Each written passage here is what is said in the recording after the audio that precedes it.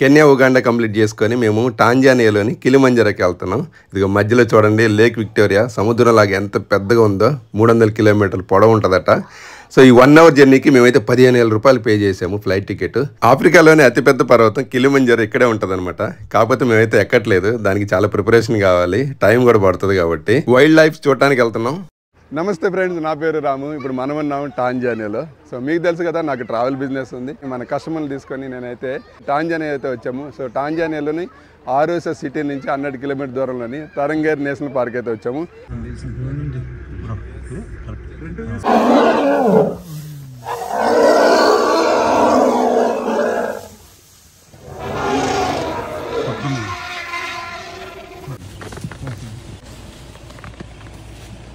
మీరు కూడా నా ట్రిప్లో జాయిన్ అవ్వాలనుకుంటే నాకు వాట్సాప్ చేయండి, స్క్రీన్ మీద నెంబర్ పెట్టాను. Tanzania Tarangire National park.